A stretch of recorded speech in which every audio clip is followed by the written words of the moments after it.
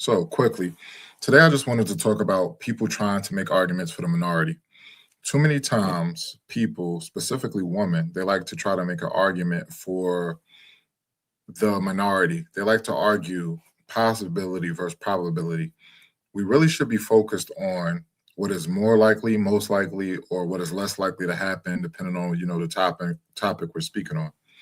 Too many times, women try to make arguments and they say what's possible.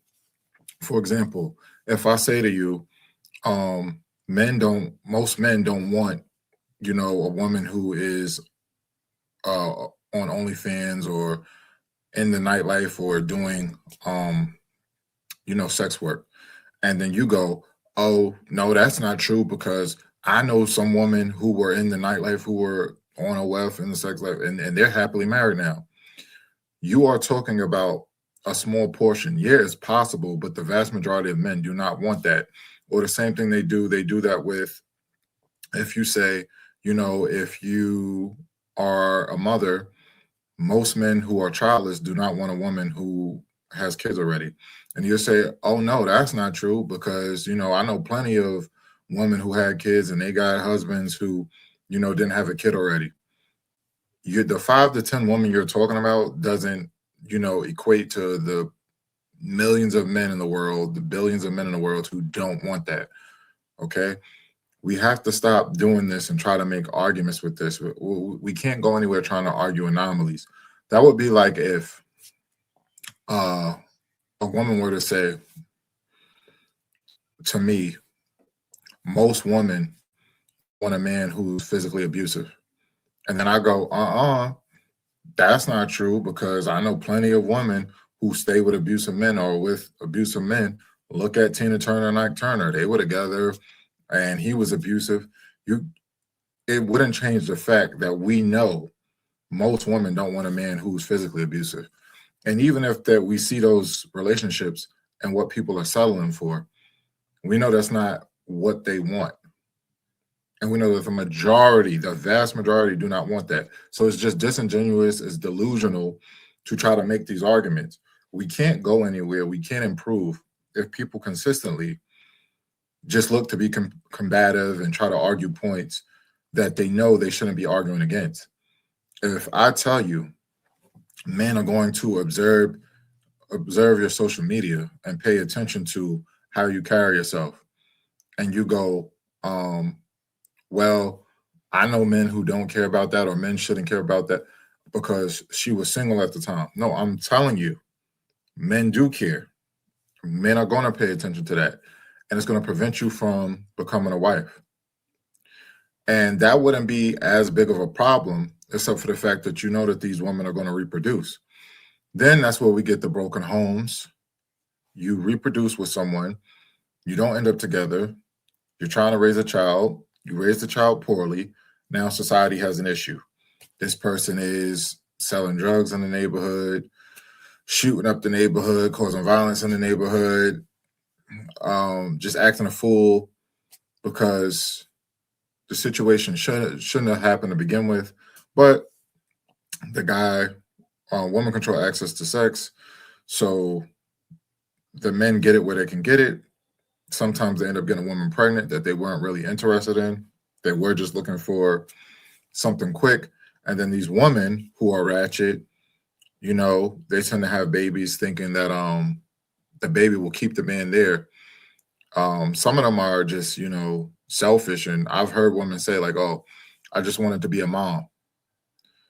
So in your selfish way of thinking, you just wanted to be a mom so badly that you were going to have a kid, even if the father was out of the picture.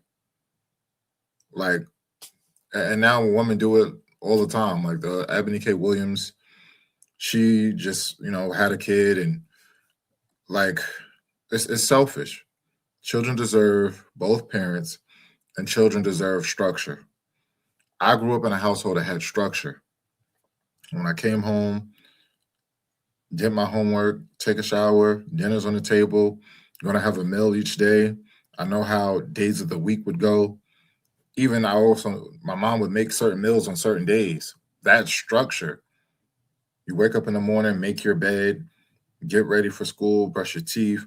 You do things in a certain way, that structure that allows kids to be successful. But we can't get anywhere. We can't even get to that point because when we talk about dating, that's why I say it's important. Dating is important because that's how we get to the families. If we don't get men and women who are equally yoked on the same page, who want to thrive together and raise a family together, then we can't get to a family and we can't raise the next generation better. We need to raise children, the next generation, with sound values, decorum, responsibility, respect, and knowing how to carry themselves. This is why these things need to be agreed upon. But we always have this man on this side, woman on this side, and disproportionately, you see the women who are just looking to be disagreeable, even if the point is valid. Most men, the vast majority of men, do not want a woman who is on OnlyFans doing some form of sexual work. The vast majority don't. Even if you know a small portion, it's not the majority. The vast majority of men do not want a woman who already has her own family. She has children. The vast majority do not want that. The vast majority of men do not want women who smoke. The vast majority of men do not want women who drink heavily. The vast majority of men do not want a woman who's promiscuous. The vast majority of men do not want a woman who's twerking on her social media. Those are just some few simple things. Men are going to pay attention to how you carry yourself.